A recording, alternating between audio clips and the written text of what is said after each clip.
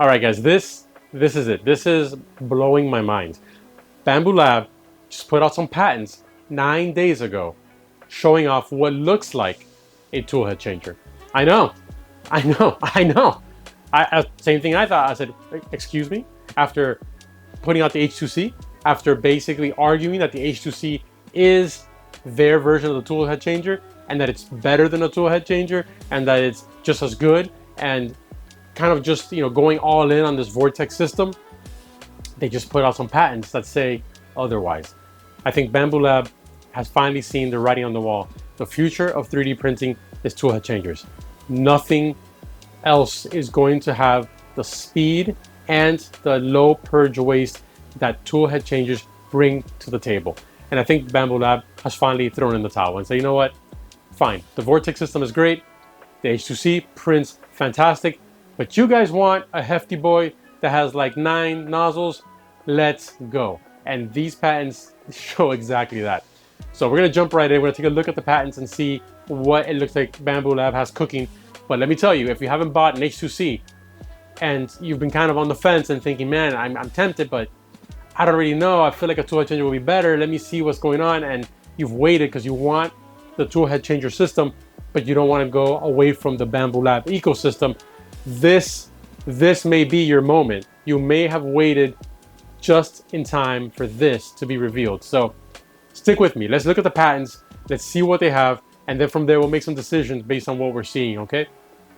So this first image right here is basically the whole machine. And the first thing you'll notice is that it's massive, because these AMS units on top seem to be holding 5 rolls each, which is larger than the current AMS by about 6-7 inches, I would have to assume, to fit 5 rolls.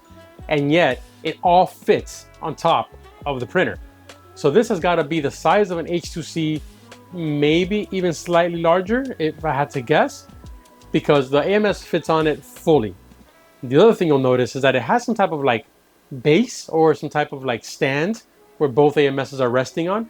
It could be like the vortex system when it gets added to the H2S system, where you can purchase this extra add-on and then convert one of your printers into a tool head changer, similar to how the Index is allowing you to do that for the Prusa printers. I don't know. I'm not sure. We don't really know right now. But we do see a very large printer, and we do see 2 AMSs with 5 rolls each. All of this is really intriguing. The next image shows what looks like some type of buffer system with PTFE tubes on top.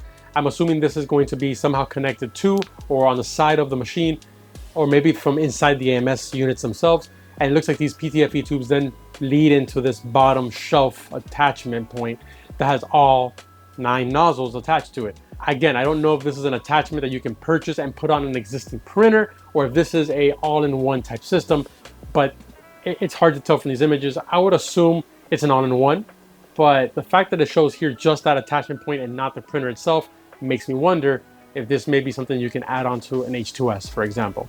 Now moving on to the next image, you see that this has a ton of nozzles. Now this looks like a similar system to the Index in the sense that these do not seem to have any heaters on them. They do seem to be most likely induction type nozzles because there is no heating element. So I'm assuming this tool head is going to use induction and heat up all these nozzles. I can't see any other way it would work based on the image. And then the tool head itself seems very complicated.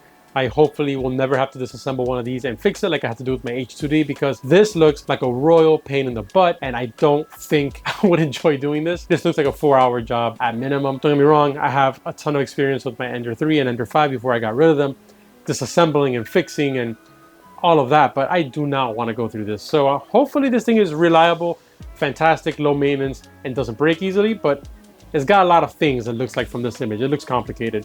So this looks really, really, really promising. Do I expect this to be out soon? Not really. These patents were filed, like I said, 9 days ago, around mid-August. So the chances of this releasing soon are probably minimal, unless they were holding back producing, troubleshooting, tinkering, and then put out the patents just now in preparation for an imminent release, but I don't expect that. I would think the earliest would be November, which would be very soon in my opinion. I would expect this more to be somewhere next year, maybe around April if I had to guess, but we don't know. For all we know, it could shadow drop tomorrow. We have no idea. All I know is that I am excited as all hell for a tool head changer from the Bambu Lab system, because even though Bambu Lab has its caveats and its issues, and don't get me wrong, the things they did with the open source and the closed source, all of that sucks. It really sucks for makers. It sucks for people printing. It sucks for the community. I don't think it's the right way to behave as a company in that regard. But that said, I don't think anyone can really say that Bambu Lab did not revolutionize 3D printing and make it a mainstream type product, because they really just made it a plug and play, where that wasn't the case before. That wasn't how it always operated. 3D printing wasn't plug and play, and they've turned it into a tool, which is amazing. So I think if they can do that for tool head changers, that would be amazing. I would be happy to see a tool head changer in that ecosystem that just plug and play, set it, forget it, run your colors through it, and you're good to go. That would be fantastic. I mean, Christmas in July, you know what I mean? I would be so happy to see it. So I'm excited. Every printer I have in the shop is a P2S, P1Ss, H2Ds. I got printers that are all Bambu Lab because they just work. I've had no issues with them, and I love the ecosystem of just sit on my work desk, send to printer 1, send to printer 2, send to printer 3, boom, boom, boom. I'm up and printing in no time. So having the same thing with a tool head changer from Bambu Lab would be a dream. We'll see what happens though. The other thing I'm worried about is pricing. This thing looks hefty. This looks like a big boy. And I get a feeling that's gonna come with a hefty price tag. So we'll have to wait and see what this comes in at. It looks bigger or the same size as an H2C at minimum. So I would guess it's around the $2,500 mark at best. Most likely closer to $3,000 if I had to take a shot in the dark, complete estimate. I would guess somewhere around $2,999. But I'm not giving you any ideas, Bambu, though. If you want to come in at $2,000, I am more than happy to buy it at $2,000. But I'm really expecting this is probably closer to $3,000 if I had to guess, just based on what it can do and what the market is pricing their own tool changers at for example, Prusa Index combo and the Snapmaker U1. Snapmaker U1 being the cheapest of that group, not counting maybe the FlashForge Creator 5, I believe. So yeah, it's $800. You know, it's a good price. It's a great price. But for 9 tool heads in the Bambu Lab system, I don't see them coming anywhere near it. At the size of an H2S or H2C, this is going to be $3,000, I'm pretty sure, but I'm glad to be wrong. We're going to have to wait and see. Anyways, that's all I got on this scoop.